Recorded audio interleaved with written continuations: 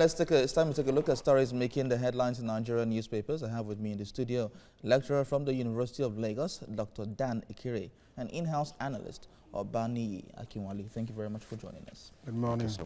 So let's look at the newspapers this morning. The blueprint is saying here, Buhari to angry Maiduguri locals. Boko Haram can't enter without you knowing. Seeks support for military. Mr. President, let's change tactics, says Zulum. Insurgent strike again hours after visit. Go to other affected states, PDP tells Buhari. News Direct says here, Northeast exploration adds 1 billion barrels to Nigeria's oil reserves, says Minister. Daily Times is saying insurgency. Buhari pledges more decisive measures, seeks cooperation from community leaders. The Nation newspaper says here, reps to Buhari declare emergency on security. The writer says community leaders support crucial to ending insurgency, says Buhari. 21 killed in Kaduna community. We move to the Daily Sun, and it says here, Constitution Amendment, Senate to revisit 2014 Confab report, security alerts at National Assembly. The Vanguard says, Boko Haram hits Maiduguri as Buhari visits, runs into storm. The writers here saying Boko Haram can't come without knowledge of locals, says Buhari. Declare state of emergency, reps tell Buhari. Oni Sultan speak against insecurity at summit in Oshogbo. Khan mourns, blames military for security lapses on Auno attack. Governor starts security operatives on greater responsibility. So we will stick with the Vanguard newspaper this morning, talking about the Boko Haram insurgency hitting Maiduguri as President Buhari visits, runs into storm. So, gentlemen, let's talk about this now. The president, first of all, what will you make of the president's visit to the state? Let me say, for me, I'm holding brief for myself. The visit is needless. Why do you think so? You could see what the president said when he visited. He said the Boko Haram will not attack except in connivance with the locals. We're going back to where President Jonathan left us, when he said when the Dapchi were raided that America will know. So we have come back to that stage where President is also saying the locals will know. And it's so unfortunate that some of us that advocated for this government, that voted and even campaigned passionately for us to have President Buhari there. Sincerely yours, the president rests his campaign on 3 cardinal points: security, corruption, and economy. Agriculture. And that's another economy as well. So you find out that if you are my lecturer, how will you have rated President Buhari government in terms of security? Fantastically, Buhari started well. Buhari rooted out Boko Haram from inside Maiduguri. Some of the terrorists that were taken over by military, they rooted them out. But after that massive onslaught against the terrorists, we find out that every day terrorists continue to have, if they can go to 20 kilometers outskirts of Maiduguri, there is a problem. And sincerely yours, there is no right time than now for president to change the security measures we are putting in place for terrorists. Every day, people die in Kaduna. Every day, Boko Haram attack in Maiduguri. Every day, people die on express road, kidnappers and what have you. Our security architecture needs to be rejigged, needs to be revisited. President doesn't need to go. Now, it's obvious that president doesn't know what is happening. He told us himself that he never knew this is how grievous it is in the country. Now he has gone to Maiduguri again to see things for himself. For me, president doesn't need to be there physically before things are done. I'm not sure whether president, if there's a flood in my village, president will come to my village. And the other question you ask yourself is that, why has president not visited Kaduna when they have that 21 slaughter? Or the life of Maiduguri people are better than the life of people in Kaduna, or people in Benue, or people in Adamawa. So for me, possibly to use the aviation fuel and to be able to account for the budget for the presidential fleet. That was why the president went on an excursion to Maiduguri away from Ethiopia. Let's go to Dan Ikere. Do you support his notion that the trip was needless? Well, this one goes beyond trip, because the level of insecurity in the land today, the trip is not a solution. I think the greatest thing we should be thinking of is how to address this challenge. And so far, for me, it has shown that we seem not to have the capacity to deal with the issue. And what we should be talking about is, one, even within, let's re-strategize. The question of community policing, if the idea is to post policemen to communities as if they have not been in communities, will not solve the problem. This idea of, every state having its own security apparatus is the way to go. Then beyond that, we should be looking for support from outside. Because we seem not to have what it takes we had one initially. The U.S. came at a point, but what did we make of that? No, during the early parts of the insurgency. Yeah, there are things we might not know about that, because even the way they left equally will tell you that there was more to it. So we should have, over the years, we'll be supporting other countries who have issues. So what is wrong? Is it that we are proud that we are big brothers or something? Or is it that we, because so far, this government underrated the Boko Haram. And it has degenerated. It's gone beyond just Boko Haram attacking. Practically every part of the country today is highly challenged in terms of security. So we must go beyond, even the issue of Buretai and the rest of the army chiefs. It goes beyond that. While addressing that one, we should equally be looking for support from our side. We shouldn't feel too big, too proud about this, when indeed we are suffering terribly. But the president went to an ECOWAS summit, and $1 billion have been pledged to help fight insurgency, not just in Nigeria. It's not about... The fight against insurgency. What insurgency? It's not about budgeting $1 billion, naira, whatever you budget. All right? Who are you budgeting for now? To do what? So sincerely, if you ask me, ECOWAS is a scam. I'm telling you. And I'm saying it with every sense of responsibility. ECOWAS is a scam. When ECOWAS country have problem, Nigerians run to their aid. Doesn't matter whether you're a francophone or you're an anglophone. You discover today, Nigerian government will go and talk to Lake Chad Republic that they should return back the MNTF. Tomorrow you go and beg Cameroon to go and return. When they have problem, they run to Nigeria. So you ask yourself, if we're having this onslaught by the Boko Haram in our borderlines, and we call ourselves big brother in Africa, and we stand to assist all these neighboring countries, unfortunately for us, we seem to be the only Anglophone in the world surrounded by Francophones. So you ask yourself, is it an Anglophone against Francophones? Because where the Boko Haram are attacking us from is from the French borders. And you find out that if they kill 19 Cameroon soldiers, the Cameroon people retaliate. You not hear anything about attack on Cameroonian again. The next thing you hear is that they have entered through Baga, they have entered through Bama, they are coming through Bill. So you ask yourself, what is the ECOWAS or ECOWAS of a thing? You remember the last time there was a summit on Boko Haram in France, not in Nigeria. I was wondering whether WHO is doing coronavirus research in Australia or in US. Or the built hospital outside. If you are so-called French neighbors, or we call ourselves so-called big brothers, they said that big brotherhood, they are supposed to ensure that stories making the headlines in the Nigerian newspapers. And I have with me in the studio the lecturer from the University of Lagos, Dr. Dan Ikere, and our in-house analyst, Obani Akinwala. Thank you, gentlemen, for joining us today. I know you might not be interested, but tomorrow is Valentine's Day. So do well to treat your wives. President Buhari should go to the IDP camp. All right, so let's take a look at what we have on today's newspapers, and we're starting with the blueprint. The blueprint as its headline, Buhari to angry Maiduguri locals. Boko Haram can't enter without you knowing. Seeks support for military. Mr. President, let's change tactics, says the governor, Babagana Zulum. And on the News Direct, we have Northeast Exploration adds 1 billion barrels to Nigeria's oil reserves, says the minister. On the Daily Times, we have insurgency. Buhari pledges more decisive measures, seeks cooperation from community leaders. That's what you get on the Daily Times newspaper. And moving on to the Nation newspaper, also security matter topping the headline here. Reps to Buhari declare emergency on security. That's what you find on the Nation newspaper. Also on the Daily Sun newspaper, just a slight difference there. Constitution amendments, Senate to revisit 2014 confab report. Security alert at the National Assembly. You find that on page 10 and 12 of the Daily Sun newspaper. And on the Vanguard, you have Boko Haram eats Maiduguri as Buhari visits. runs into storm.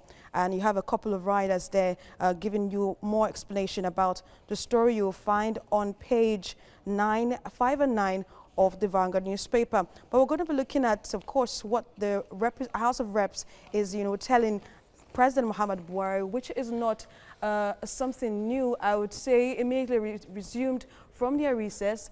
The Senate also had the same mode. They had the same words for the presidency, the executive, saying that the service chiefs should, resign, hand over their resignation letters, and then now have the House of Representatives telling President Muhammad Buhari to declare a state of emergency on security.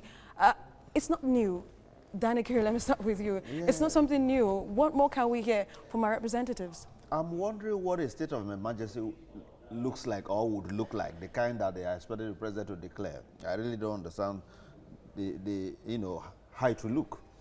Maybe to move the entire Nigeria armed forces to the north, I don't know. And you see, the way these guys work, it's not about declaring a state of emergency or not declaring, because where we are already this is more than emergency, okay?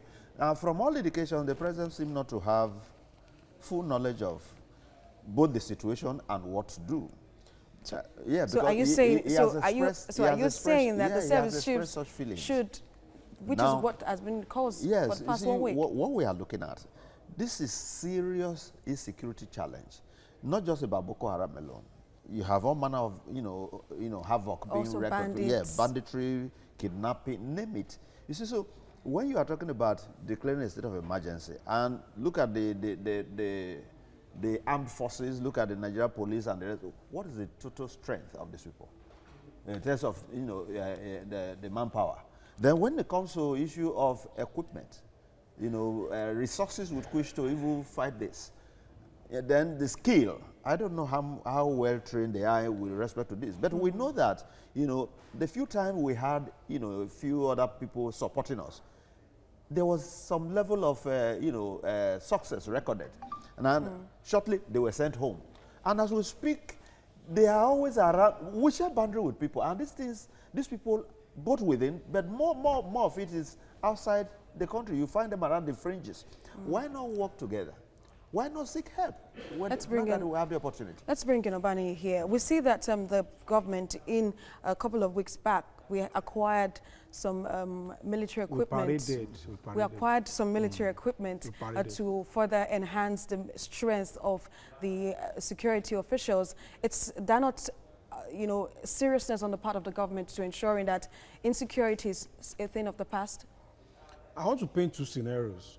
While I was in secondary school, precisely School of Science, Ile-Ife, you have 3 ways where you know whether you are doing well or not. It's either you are promoted, you can be promoted on trial, you can be asked to repeat, or you can be asked to withdraw.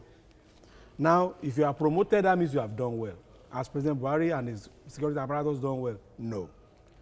Are they promoted on trial? That's what we did during the 2019 election. Should they repeat? Maiduguri is under attack every day.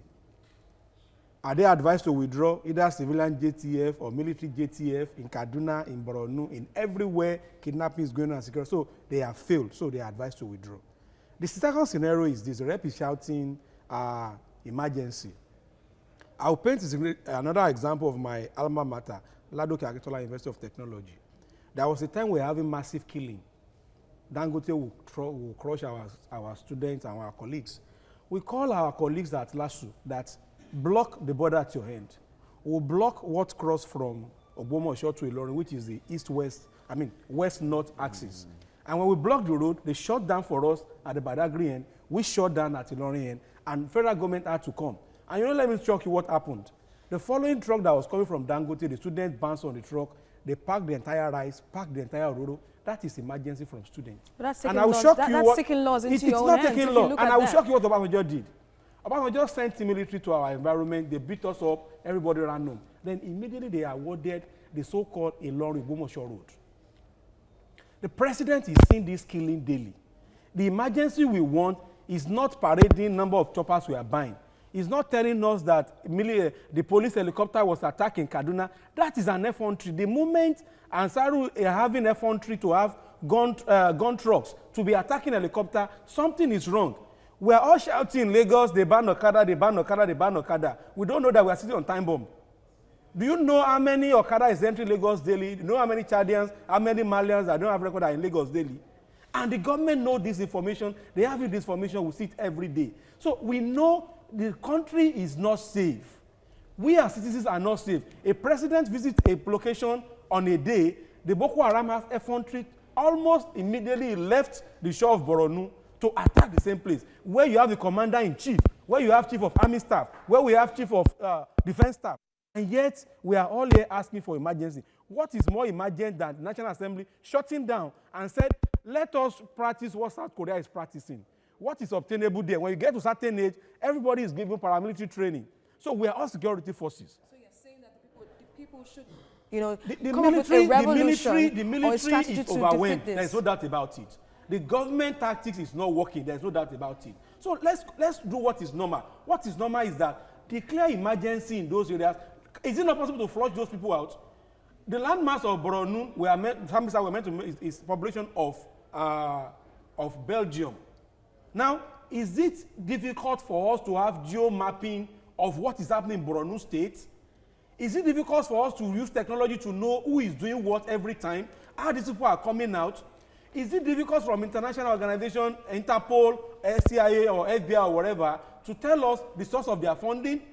So there is accomplice in this business, and the government of President Buhari seems to be sleeping. And you know the unfortunate thing, the people that are friendly to this government, people that are helping this government, for example, the vice president, they will silence them. Simply because we become a star boy. So the moment we begin to celebrate the sycophants or the mediocres in the government, at the detriment of people that will add value to the system. Are we saying our university systems do not have solutions to this problem? Okay, so let's look at solution way forward. I know we've talked about this solution, over and over again. Let me bring in Dan.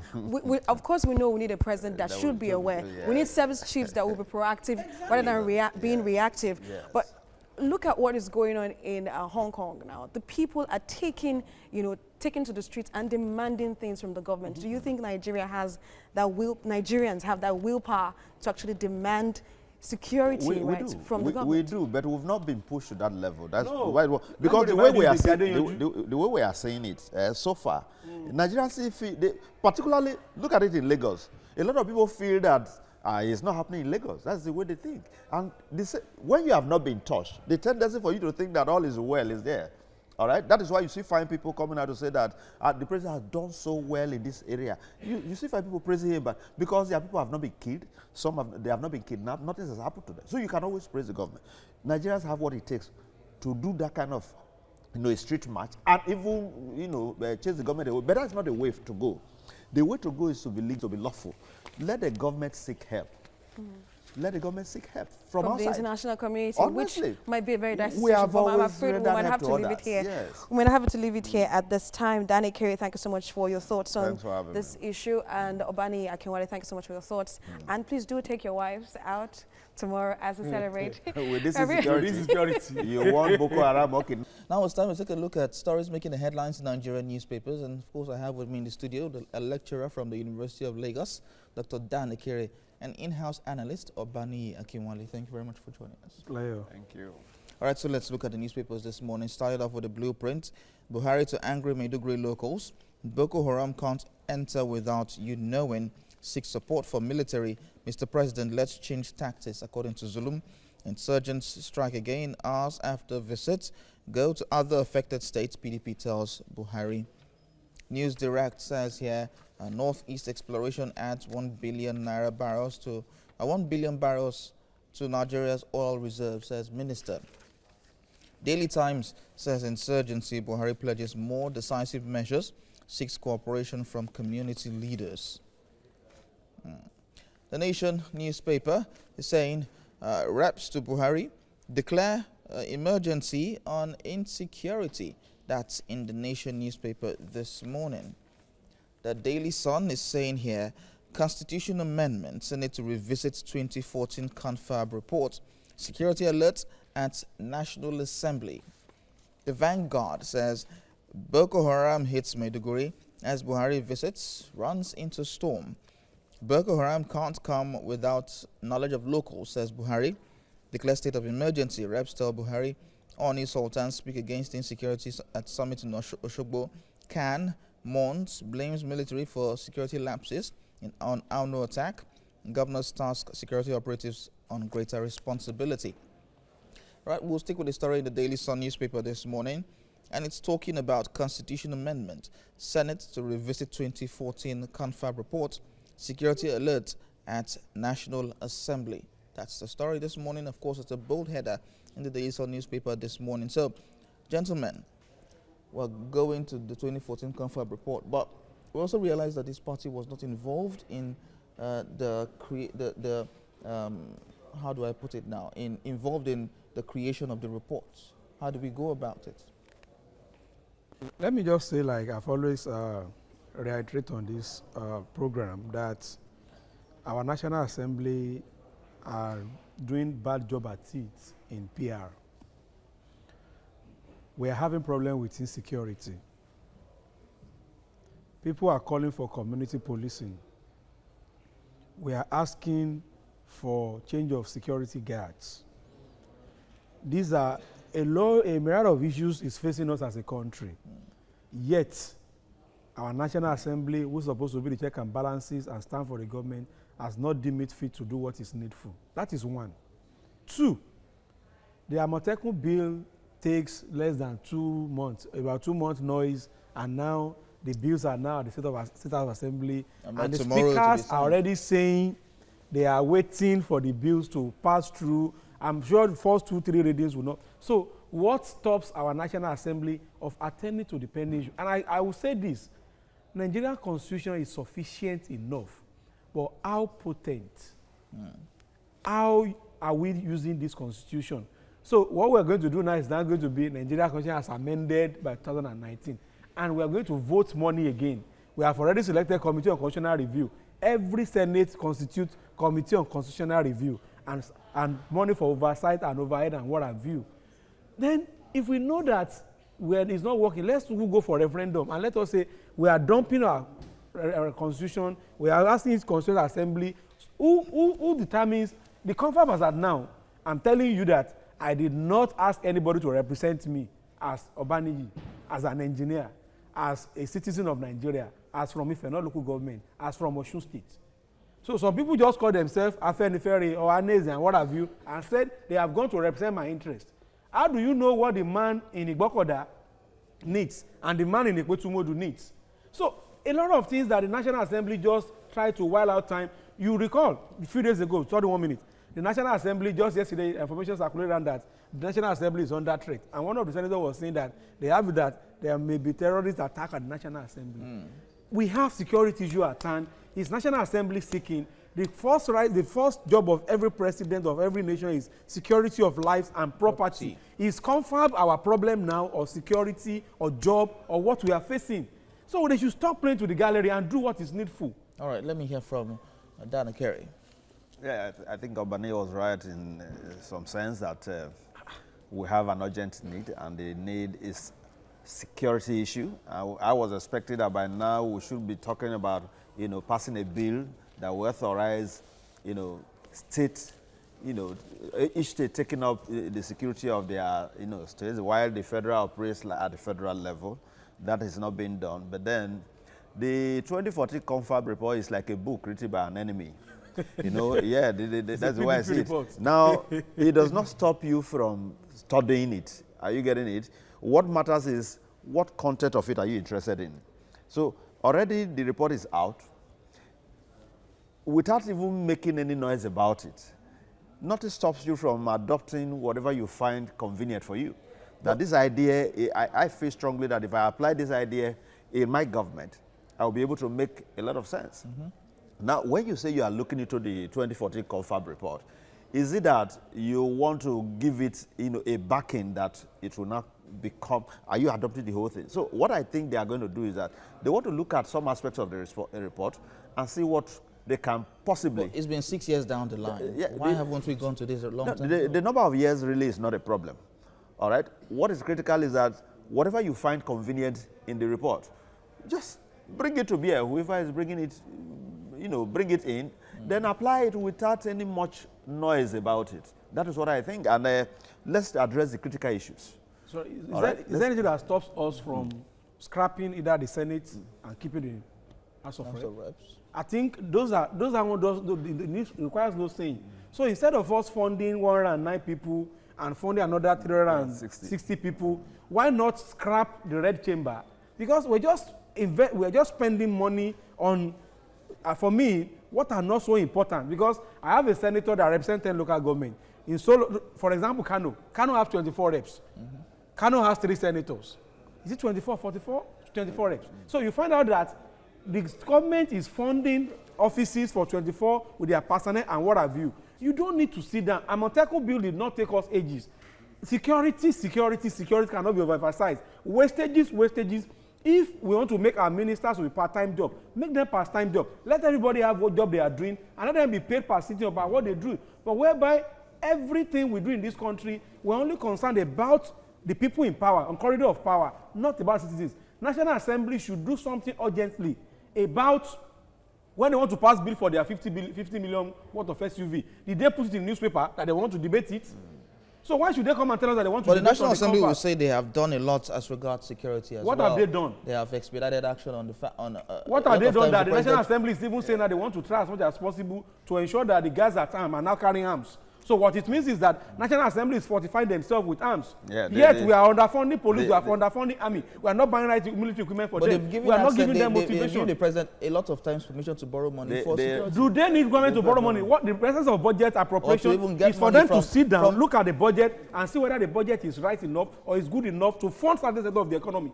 So if they are sitting down there and appropriating money, did they call you to tell you that they want to look at the SUV bill? Did they call you a night? But why should they not be telling us that they want to look at the confab when people are dying every day in Borno, people are dying in Kaduna, people are kidnapped on the road, accidents happening around there? What should they do at this point? They are supposed to be our mouthpiece, but at the moment they are speaking for themselves. At the moment they are fighting for themselves. If National Assembly is already looking at reviewing their own law that allows the guys at time to carry arms, and you and I cannot carry arms, and I need to go to prison to go and carry arms, so they are protecting themselves. Every senator will have either a man of war or a civil defense or a peace corps or a military. But you and I don't have anybody. In the whole of Lagos, they don't have up to 1 million police officers. Yet the population is over 20 million. And yet you are now saying you want to look at the...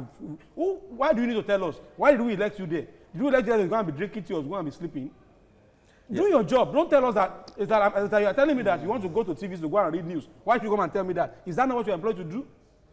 So they should stop all these pains to the gallery. What should happen really is that whatever aspect of the 2014 confab report that you find convenient, like I said, adopt it. Right. Or bring it in as a bill, whichever way, then, I mean, as you have always passed bills, let that be. But beyond that, we must address this issue of state policing. Okay. We must get to the point that it gets a legal backing from the National Assembly, that each state should have its own, police. Okay. Because you can't call a governor a chief security officer of a state and he does not have the wherewithal, no instrument, nothing to secure people. So that is just a tag. Perhaps that's why we are going with the Amotekun situation. Yes. Okay. Amotekun is just a reaction to what is happening. Failure of the central. Yes, so we should give it a backing.